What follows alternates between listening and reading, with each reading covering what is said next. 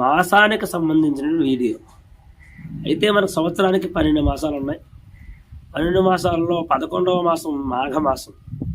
ఈ మాఘమాసానికి మరి యొక్క పేరు మహామాఘి అని పిలుస్తూ ఉంటారండి.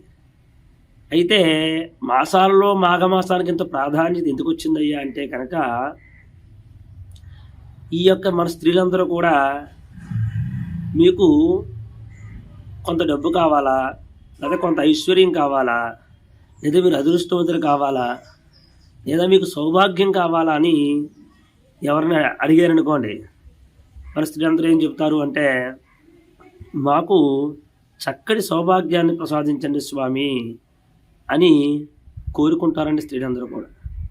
అట్లాంటి సౌభాగ్యాన్ని పెంపొందించాలి అంటే, చక్కటి ఐశ్వర్యం కలగాలి అంటే, చక్కటి దీర్ఘాయువుని పొందాలి అంటే, వాళ్ళ యొక్క సంసార జీవితం ఆనందమయంగా ఉండాలి అంటే మాఘమాసాన్ని సద్వినియోగపరుచుకోవాలి. ఎట్లా మాఘమాసాన్ని సద్వినియోగపరుచుకోవాలి అంటే కనుక, ఈ మాఘమాసం ప్రారంభమైన తర్వాత పాడ్యములగా అయితే 9 రోజులు శ్యామలా నవరాత్రులు అని అమ్మవారి నవరాత్రులు మొట్టమొదటి జరుగుతాయండి.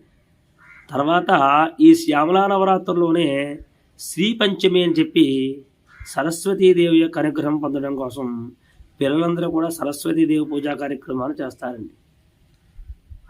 తర్వాత మహామాఘిలో మాఘమాసంలో పౌర్ణమి కూడా చక్కటి,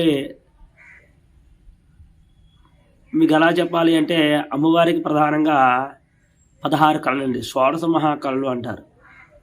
అయితే నెలపడుపు రోజున చంద్రుడు అర్ధచంద్రాకారంలో ఉంటాడు. అదే పౌర్ణమికి వచ్చేసరికి నిండు చంద్రుడిగా ఉంటాడండి. అందుచేత ఈ పౌర్ణమి రోజున చక్కగా ఆడవారందరూ కూడా చంద్రోదయం వేళ ఆ యొక్క చంద్రుడిని పెట్టుకొని చంద్రునికి పూజ చేసుకొని ఆ యొక్క లలితా సహస్రనామాన్ని కానీ దేవి ఖడ్గనామాలని కానీ చదువుకుంటూ ఉంటారండి అమ్మవారి అనుగ్రహం కోసం. ఆ తర్వాత ఈ మాఘమాసంలో మాసానికి ఒక శివరాత్రి వస్తూ ఉంటుంది, దాన్ని మాస శివరాత్రి అంటారండి. కానీ ఈ మాఘమాసంలో వచ్చేటువంటి శివరాత్రిని మహాశివరాత్రి అంటారు. ఈ మాఘమాసంలో చాలా పరమ పవిత్రమైనటువంటి తిథులు వచ్చాయి, ప్రతి సంవత్సరం వస్తూ ఉంటాయి. అట్లాగే ఈ సంవత్సరం కూడా వస్తూ ఉంటుంది. అంచేత మాఘమాసంలోనే మొట్టమొదటిగా మనం చెప్పుకున్నట్లయితే కనుక ఇవన్నీ కూడా సద్వినియోగపరచుకోవడానికి ఆస్కారం ఉంటుంది. ప్రధానంగా ఇక్కడ చెప్పుకోవాల్సిన విషయం ఏంటి అంటే, మాఘమాసంలో ప్రధానంగా 7వ రోజు రథసప్తమి. ఇంక ఈ రథసప్తమి గురించి మనం ఎంత మాట్లాడినా తక్కువే అనిపించుకుంటూ ఉంటుందండి. ఎందుచేత అంటే, మనకి ప్రధానంగా మీకు కొన్ని కోట్ల రూపాయల ఆస్తి కావాలా, సంపూర్ణ ఆరోగ్యం కావాలని మనం అడిగితే సంపూర్ణ ఆరోగ్యాన్ని మనం అడుగుతూ ఉంటామండి. మన దగ్గర ఆస్తి ఉందనుకుందాం, కానీ ఆరోగ్యం లేకపోతే మనం ఏం చేయగలుగుతామండి? ఏమీ చేయలేం. మనకి డబ్బు ప్రధానమా, ఆరోగ్యం ప్రధానమా అంటే ప్రధానంగా ఆరోగ్యమే ప్రధానం అని చెప్పుకోవాలి. అట్లాంటి రథసప్తమి కూడా ఈ మాఘమాసంలో వస్తుందండి. దాన్ని తదుపరి ఎపిసోడ్లో మనం చెప్పుకోవడానికి ప్రయత్నం చేస్తాం. ఇప్పుడు మాఘమాసానికి సంబంధించినటువంటి స్థితులు చెప్పుకున్నాం. ఈ మాఘమాసాన్ని మనం ఎలా సద్వినియోగం చేసుకోవాలి ఆడవారు అంటే, మనకు స్త్రీల వ్రత కథల్లో చాలా వ్రతాలు చెప్పబడ్డాయి. అందరికీ తెలిసిన విషయం, నేను కొత్తగా చెప్పవలసిన అవసరం ఏం లేదు దీని గురించి. స్త్రీల వ్రత కథల్లో చక్కటి ఆ యొక్క నోములన్నీ కూడా ఆ స్త్రీల వ్రత కథల్లో చెప్పబడ్డాయి. అయితే మన స్త్రీలందరూ కూడా ఈ మాఘమాసంలో రథసప్తమి రోజున ప్రధానంగా ఏదైనా గణేశుడు కానీ, లేదా చిత్రగుప్త నోము కానీ, లేదా మారేడుదళం నోములు కానీ, లేదా ఈ యొక్క మాఘమాసం వచ్చిన తర్వాత రాములు వారి, సీతారాములు వారి యొక్క వ్రతం కానీ, లేదా త్రినాథ స్వామి వారి యొక్క వ్రతం కానీ చక్కగా చేస్తూ ఉంటారండి. అయితే ఈ మాఘమాసంలో ప్రధానంగా రామదేవుని కథ త్రిమూర్తులు వారి మేళం అంటారండి. పూర్వం నుంచి కూడా వస్తున్న ఆచారం. అయితే ఈ రామదేవుని యొక్క కథ 5 ఆదివారములు 5 గురువారములు చెయ్యాలని కథలోనే చెప్పబడింది. మీకు కథ చదివితే మీకు అర్థమవుతుందండి. 5 ఆదివారములు 5 గురువారములు చెయ్యాలి. మన వారు చాలామంది ఫోన్ చేసి ఏమండి ఆదివారంతోనే ప్రారంభించాలటండి, లేదండి లక్షవారంతో ప్రారంభించాలని కొంతమంది అడుగుతూ ఉంటున్నారండి చాలామంది ఫోన్ చేసి. అది ఏ రోజు నుంచైనా మొదలు పెట్టవచ్చండి.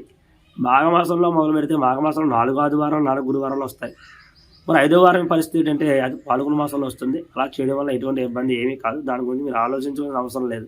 ఆ కథలో మనకి ఏం చెప్పబడిందంటే 5 ఆదివారములు 5 గురువారములు చెప్పబడింది.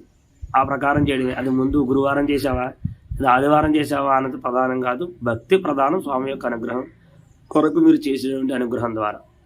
తర్వాత అలాగే త్రిమూర్తుల మేళం కూడా చక్కగా చేస్తూ ఉంటారండి. ఆ త్రిమూర్తుల మేళం కూడా 3 మేళాలను, లేదా 5నో 7నో 9నో అనుకుని, అది కొంతమంది అయితే ఆ 3 వారాలు 5 వారాలు 7 వారాలు 9 వారాలు చేస్తూ ఉంటారు కొంతమంది. కొంతమంది అవకాశం లేని వారు పాపం ఆరోగ్యరీత్యా కానీ, వస్తు రూపేణా కానీ, ధన రూపేణా కానీ ఇబ్బంది పడుతూ ఉండేవారు ఏం చేస్తారు అంటే, వాళ్ళు అనుకుంటారు కదండి 1, 3, 5, 7, 9 వారాలు మేళాలు చేయించుకుందామని. అవన్నీ కూడా ఒకరోజు కూడా చేసిన వారు కూడా కొంతమంది ఉన్నారు. ఎలా చేసినా తప్పేమీ లేదు. చేయడం మాత్రం భక్తితో ప్రధానం. అది ఆలోచించి చక్కగా ఈ యొక్క రామదేవుని యొక్క కథ, తర్వాత త్రిమూర్తుల వాళ్ళ మేళం ఈ మాఘమాసంలో ప్రధానంగా చేస్తారండి. ఈ మాఘమాసంలో చక్కగా శ్యామలా నవరాత్రులు, తర్వాత రథసప్తమి, తర్వాత మహామాఘి పౌర్ణమి, తర్వాత మహాశివరాత్రి, తర్వాత ఈ యొక్క రామదేవుని కథ, తర్వాత త్రిమూర్తుల వాళ్ళ మేళం, తర్వాత ప్రధానంగా మన ఆడవారు రథసప్తమి రోజున ఇందా చెప్పాను చూసారు శైలవత కథల్లో నోములని, గణేశ నోము కానీ, తర్వాత చిత్రగుప్త నోము కానీ ఇట్లాంటి నోములు పడుతూ ఉంటారండి. పట్టి మహాశివరాత్రి రోజు మళ్ళీ ఆ యొక్క వ్రత ఉద్యాపన చేసుకుంటూ ఉంటారండి. అయితే అలా చెప్పబడలేదండి శాస్త్రంలో. శాస్త్రంలో ఏం చెప్పబడింది అంటే, మాఘమాసంలో రథసప్తమి రోజున కానీ, మహాశివరాత్రి రోజున కానీ ఈ నోములు పట్టి ఆ కథ చదువుకుంటూ అక్షంతలు వేసుకోవాలని సంవత్సర కాలం పాటు. సంవత్సరం పూర్తి కాకుండానే మీరు ముందు ఆ యొక్క కథలో కింద మీకు చెప్పబడుతుంది ఉద్యాపన ఎలా చేయాలి ఏమిటనే విషయం కింద చెప్పబడుతుందండి. ఆ ప్రకారం దాన్ని చదువుకొని ఆ యొక్క సంవత్సర కాలం పూర్తి అవ్వకుండా దాన్ని ఉద్యాపన చేసుకోవాలని. అందుచేత ఇప్పుడు మనం ఉదాహరణ చెప్పుకుందామంటే, మామూలుగా మహాశివరాత్రి రోజున మామూలుగా ఈ యొక్క వ్రతాలు ప్రారంభించారనుకుందామండి. మళ్ళీ మాఘమాసం వచ్చిన తర్వాత రథసప్తమి ఉంటుంది చూసారండి, ఆ రథసప్తమి రోజు ఉద్యాపన చేసుకోవచ్చు. సంవత్సర కాలం పూర్తి కాకుండా అవుతుంది కాబట్టి. అందుచేత ప్రతి ఒక్కరూ కూడా గమనించి ఆడవారు సౌభాగ్యాన్ని కోరుకుంటారు కాబట్టి, ఈ సౌభాగ్యం కావాలి, అపమృత్యు దోషాలు పోవాలి, దీర్ఘాయువులు పొందాలి, సంసార జీవితం వైవాహిక జీవితం సుఖవంతంగా ఉండాలి అంటే ఈ యొక్క మాఘమాసాన్ని చక్కగా సద్వినియోగపరుచుకున్నట్లయితే కనుక ఆ యొక్క శ్యామలామ్మవారి యొక్క అనుగ్రహం, తర్వాత రథసప్తమి ప్రధానంగా సూర్యభగవానికి సంబంధించినటువంటి తిథి. దాని తర్వాత ఎపిసోడ్లో చెప్పుకోవడానికి ప్రయత్నం చేద్దాం. సూర్యభగవాని యొక్క అనుగ్రహం, తర్వాత పౌర్ణమికి అమ్మవారి యొక్క అనుగ్రహం, తర్వాత మహాశివరాత్రి ఈశ్వరుడి యొక్క అనుగ్రహం పొందాలి అంటే ఈ మాఘమాసంలో వచ్చేటువంటి తిథులన్నీ కూడా తప్పనిసరిగా ఆచరించి ఆ యొక్క స్త్రీలందరూ కూడా సౌభాగ్యాన్ని మూట కట్టుకుంటారని ఆ పరమేశ్వరుని యొక్క అనుగ్రహం ద్వారా, ఆ అమ్మవారి యొక్క అనుగ్రహం ద్వారా నేను మీకు తెలియజేయడానికి ఈ వీడియో చేశానండి.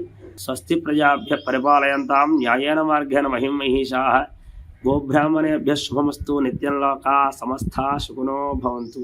స్వస్తి.